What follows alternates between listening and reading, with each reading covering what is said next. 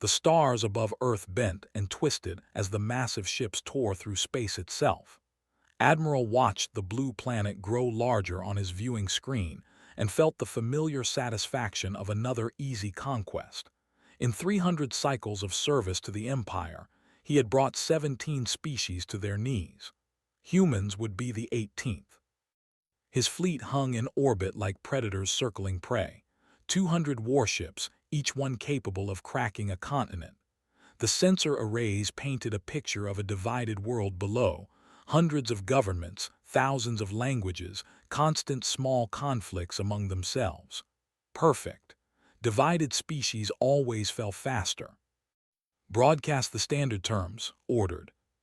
His communications officer activated every frequency the humans used. Radio, digital networks, even their primitive satellite systems. The message was simple, translated into their major languages by the fleet's computers. Surrender now. Send your leaders to kneel before the Overlord. You have one rotation of your planet to comply. On Earth, the message reached everyone at once. Phones buzzed in pockets. Televisions interrupted their programs. Radio stations went silent, then played the alien voice. In Tokyo, a businessman stopped mid-step on a crowded street. In Cairo, a mother pulled her children close. In New York, the stock exchange froze as traders looked up at screens showing alien ships in their sky. The United Nations building became chaos within minutes. Representatives shouted in dozens of languages, though the translation systems could barely keep up. Some demanded immediate military action. Others called for negotiation. A few spoke quietly about surrender, about survival at any cost. "We should at least talk to them," the French ambassador said. "Learn what they want." "They want us on our knees," the American representative shot back. The message was pretty clear. "Then maybe we kneel and buy time," someone else suggested. "We're not ready for this. Look at our weapons compared to theirs." Outside the building, crowds gathered.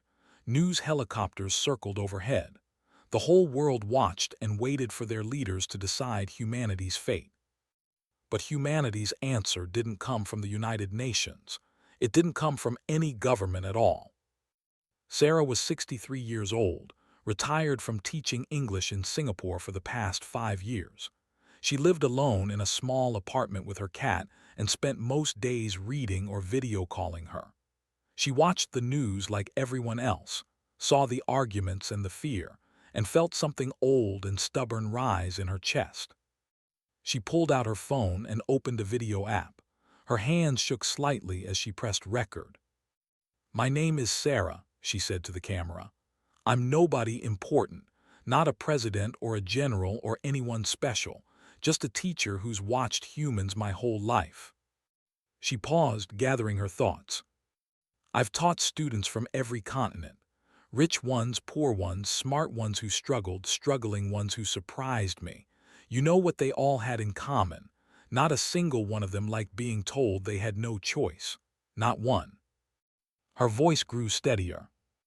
"We've spent our whole history fighting. Fighting nature, fighting each other, fighting diseases and disasters and our own worst impulses. We've done terrible things to one another. But we've also built something out of all that struggle. We've built the idea that people get to choose. That nobody, not kings or dictators or gods, gets to take that away." She looked directly into the camera. "So here's my answer to these aliens. We don't kneel. Not to you, not to anyone. We've gotten rid of kings and emperors and overlords before. Figure out what that means." Sarah ended the recording and posted it to social media without thinking too hard about it. Then she made tea and sat down with her cat, expecting nothing. The video went viral in 20 minutes. It spread across every platform, shared in every language. People added subtitles, translated it, remixed it with music and images. Within an hour, it had more views than any content in human history. Not because Sarah was eloquent or powerful, but because she said what millions of people felt and couldn't put into words. In the streets of London, protesters gathered holding signs with Sarah's words. In Mumbai, Students projected the video on buildings. Someone painted "We don't kneel" on a wall 3 stories high. The message spread like fire in dry grass, and governments found themselves trying to catch up with their own citizens. Received the response with amusement. A single elderly female speaking only for herself. No official government surrender, but this instead. He pulled up the translation again and laughed, a sound like grinding metal. They send us a teacher, he told his officers, a civilian with no authority. Perhaps their leadership structure is unclear, his second-in-command suggested. They may need more time to organize. Or they need a demonstration, said. Prepare the main lance, target their moon. His weapons officer hesitated. The moon, Overlord, not an uninhabited area of the planet. The moon, let them see we can unmake celestial bodies, then they'll understand. The order went through. The fleet's primary weapon, a lance that could pierce a planet's core, charged its massive capacitors. Energy readings spiked across every sensor on Earth. Scientists screamed warnings. The military went to full alert. Everyone looked up at the night sky. The lance fired. A beam of coherent particles, invisible to the naked eye but bright as a sun on instruments, struck the moon. For 3 seconds it carved through ancient rock and regolith. When it finished, a glowing canyon stretched across the lunar surface, visible from Earth even during the day. Impressive, admitted. Now broadcast again, tell them we grow impatient. The second message was harsher. We have shown mercy by striking your moon instead of your world. Send your leaders to kneel, or we will demonstrate our power somewhere less empty. You have half a rotation. On Earth, the demonstration had the opposite effect the Overlord intended. Fear spread, yes, panic in some places, but also anger. The moon was humanity's first step into space, the one place every human could look up and see. The aliens had it like vandals, and something in the human psyche refused to accept that. The military meetings took on a different tone. If they want to kill us, they'll kill us whether we kneel or not, an American general said. At least if we go down fighting. Our weapons are inadequate, a Chinese strategist argued. But inadequate doesn't mean useless. We have nuclear weapons, kinetic impactors, cyber warfare capabilities. We make them bleed for every inch. Guerrilla tactics, an Israeli colonel suggested. If they land, we don't meet them head-on. We fade into the population, strike where they're weak, make occupation impossible. They'll massacre civilians, someone pointed out. They might massacre us anyway, came the reply. At least this way we're not on our knees when it happens. The United Nations tried to maintain order, but the decision was slipping away from them. Military forces across the world were preparing for the worst. Cities began evacuation procedures. Governments moved leadership to secure locations. Civilians raided stores for supplies, not because they thought it would help, but because humans needed to feel like they were doing something. Sarah watched it all from her apartment. Her video had sparked something she never intended. People called her brave. They called her foolish. They called her a hero and a warmonger and everything in between. Her phone rang constantly until she turned it off. Her daughter called from London, crying, begging her to take it back, to tell the aliens she was sorry. "I'm not sorry," Sarah said quietly. "I meant every word." Deadline passed with no official response. No world leader came forward to kneel. No surrender broadcast came.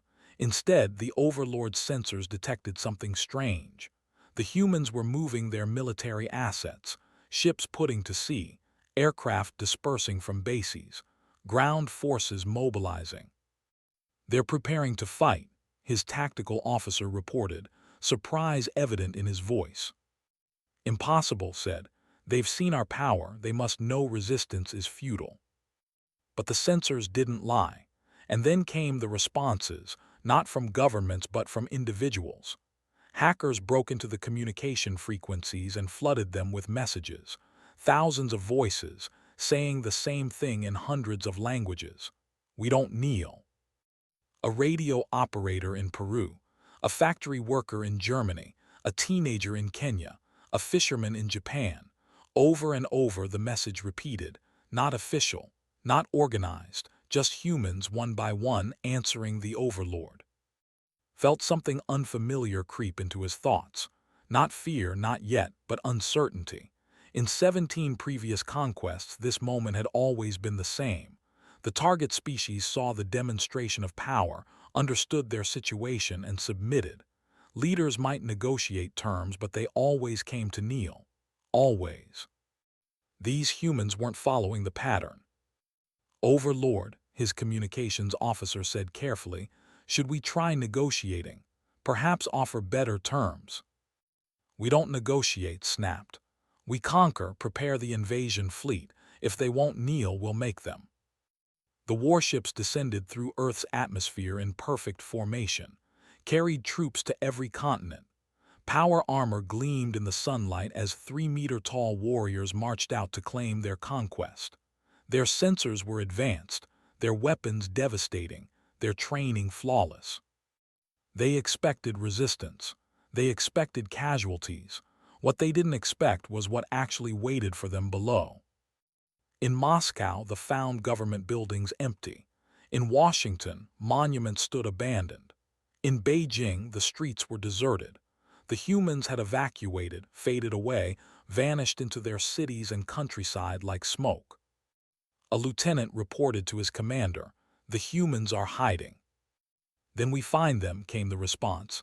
"Search every structure, bring them forward." But finding 8 billion humans spread across an entire planet proved harder than conquering 17 species that stood and fought. They had studied human warfare from orbit, seen their armies and navies and air forces. They had prepared for conventional battle. They hadn't prepared for what humans really excelled at: survival, stubbornness, and the dangerous creativity that came from being the one species in the galaxy that had spent its entire history fighting itself. The first patrol disappeared in Sydney on the second day. No bodies, no signs of battle, just empty armor and missing weapons. The second patrol sent to find them discovered improvised explosives hidden in the rubble of a collapsed building. Crude devices by galactic standards, but effective enough. In the Amazon, a full company vanished overnight. Search parties found their equipment scattered across 10 kilometers of jungle, but no bodies. Just a message painted on a tree in Portuguese: "Welcome to Earth." Looked at the reports and felt that unfamiliar sensation grow stronger. This wasn't how conquest worked. The humans were supposed to break, to surrender, to accept the inevitable. Instead, they were hunting his troops.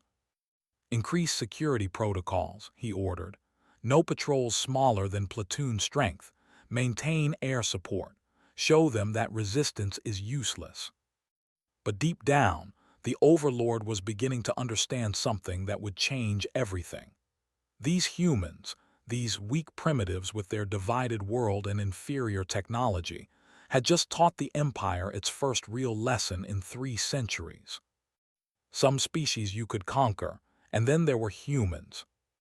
The war for Earth had only just begun, and it would be like nothing the galaxy had ever seen. Stood in his command center 6 months later and realized he was losing. Not losing battles, his forces still won those, but losing the war, losing the occupation, losing soldiers every day to an enemy that refused to fight fair, refused to surrender, and refused to die. The tactical display showed red markers across every continent. Each one represented an attack on forces, ambushes, sabotage, supply line raids. His troops controlled the ground they physically stood on and nothing more. The moment they moved, humans struck from shadows, from rooftops, from underground tunnels. Another convoy hit in the Andes, his intelligence officer reported. 15 dead, supplies destroyed. The attackers vanished before air support arrived. The garrison in Melbourne reports insurgent activity in the metro tunnels. They request permission to flood the tunnels with nerve gas. The supply depot in Lagos is under attack. Heavy weapons fire, multiple casualties. The reports never stopped. Had conquered worlds with a fraction of these forces. But Earth swallowed his soldiers like the ocean swallowing stones. Never enough to break the invasion, but always enough to bleed it. The humans had adapted. In the first weeks, they used their own weapons and died in droves against power armor. Then they started stealing equipment from ambushed patrols. Now his own weapons were being used against him, and humans were learning how they worked. Worse, they were reverse engineering the technology. His scientists insisted it was impossible. Tech was centuries ahead of human understanding, but the evidence was undeniable. Human-made energy weapons were appearing on battlefields. Crude, dangerous, prone to exploding and killing their users as often as their targets, but improving. They're learning from their failures, his chief scientist had reported with something like respect in his voice. Every weapon that explodes, they study the wreckage and build a better one. They're not afraid to die trying. That was the problem. Humans weren't afraid to die. Or rather, they were terrified but did it anyway. Doctrine assumed that showing overwhelming force would break enemy morale, but human morale worked differently. The more brutally the cracked down, the more humans fought back. Had ordered public executions to intimidate the population. Humans recorded them, spread the footage across their networks, and used it to recruit more resistance fighters. He destroyed entire city blocks to root out insurgents. The survivors regrouped and struck harder. He'd taken hostages. The humans mourned their dead and kept fighting. They're irrational, he told his second-in-command. They know they can't win, but they won't stop. Perhaps that's the point, his officer suggested quietly. They're not fighting to win, they're fighting so we can't. In Seoul, a battalion secured what their sensors identified as a military facility. They breached the doors to find teenagers at computer terminals. Before the soldiers could react, the teenagers triggered a virus that spread through every system in the region. Communications went dark. Drones fell from the sky. Power armor locked up. By the time they purged the virus, 3 more outposts had been overrun by human fighters using the chaos.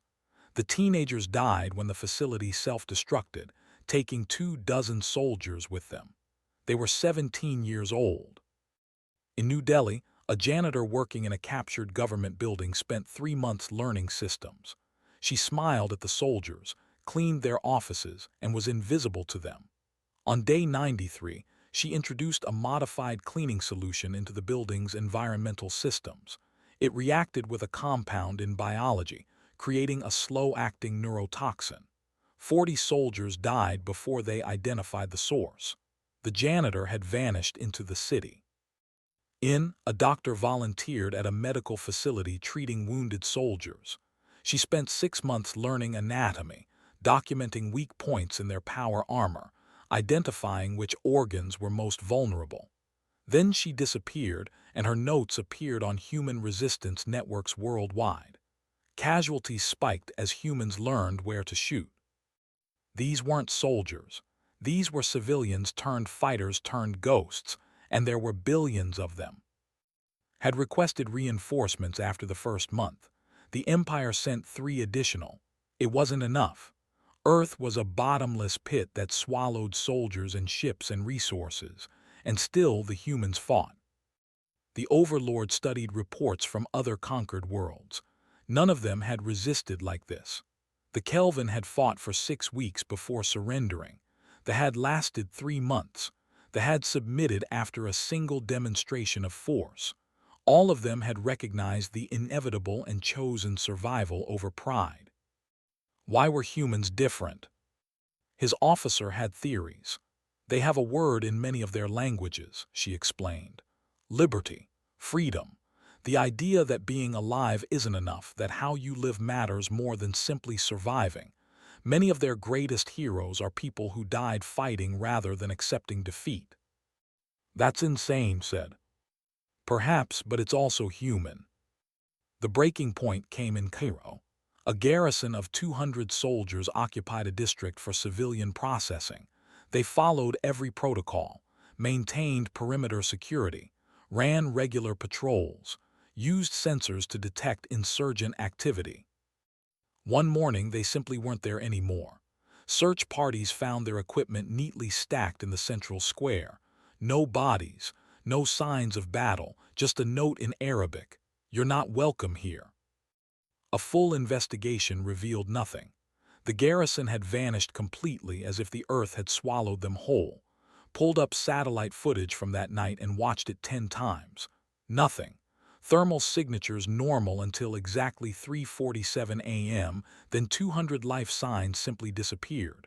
No weapons fire, no explosions, just gone. How, he demanded. We don't know, his intelligence chief admitted. The humans have learned to blind our sensors. They've studied our technology and found ways to counter it. We thought we were fighting primitives, but they're adapting faster than we can adjust. That night didn't sleep. He accessed the Empire's military database and pulled files on every species they'd conquered. The Kelvin had better technology than humans. They were physically stronger. They had psychic abilities. All of them had advantages over humanity. But none of them had spent their entire evolutionary history fighting each other. None of them had invented weapons specifically to kill their own kind. None of them had philosophies of resistance born from centuries of overthrowing tyrants. The humans had been at war with themselves for their entire existence, and now all that experience, all that viciousness, all that creativity turned toward killing was focused on the. Reports came in from across the Empire. The conquered species were growing restless. The humans had somehow gotten access to hyperspace communications and were broadcasting messages, telling other species what was happening on Earth, showing them footage of humans fighting back, sharing tactics. The Kelvin reports increased insurgent activity, his communications officer said. The colonies have had 3 uprisings this month. They are demanding renegotiation of their surrender terms. They're inspiring rebellion, realized. 17 species that accepted conquest are seeing humans resist and remembering they could fight too. His second-in-command spoke carefully. Overlord, I must speak plainly. We're losing more than soldiers here. We're losing the foundation of our empire. If other species see that resistance is possible, that an inferior species can bleed us enough to matter, everything we've built becomes unstable. Didn't respond. He was watching footage from Tokyo where a team of human scientists had successfully replicated a hyperspace communicator using stolen components and their own impossible ingenuity. They died when the experimental device overloaded, but not before sending one message out to the stars. We didn't kneel, the message said. Neither should you. Here's how we fight them. And attached to that message were detailed instructions: how to blind sensors, how to exploit gaps in power armor, where to strike anatomy for maximum effect, how to build improvised weapons from scavenged components. Everything humanity had learned in 6 months of hell, offered freely to anyone who wanted to resist. Overlord, his tactical officer interrupted, we're receiving reports of coordinated attacks across all continents. The humans are hitting supply depots, command centers, and communications arrays simultaneously. This is their largest offensive yet. Pulled up the tactical display and watched red warning markers bloom like flowers across Earth. Hundreds of attacks, thousands of humans involved. They were using every trick they'd learned, every weapon they'd stolen, every weakness they'd discovered, and they were doing it all at once. This is a distraction, he said suddenly. Pull up fleet status. His officer's face went pale. Overlord, we're detecting human spacecraft in the outer system. They're attacking our supply ships. Impossible. Humans don't have interplanetary capability. They do now. They've retrofitted their space stations and satellites with stolen engines. They're crashing them into our supply vessels. Suicide runs. They're crippling our logistics. felt something he hadn't experienced in 3 centuries of warfare: true uncertainty. The humans were taking the fight beyond their planet. They were learning to fight in space using nothing but stolen technology and suicidal courage. If they continued to adapt at this rate, if they continued to share what they learned with other species, if they inspired galaxy-wide resistance, the Empire could fall. Not today, not tomorrow, but eventually.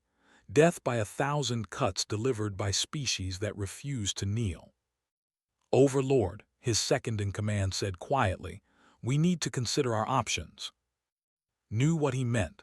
They could commit to total war, orbital bombardment of every major city, extinction-level force.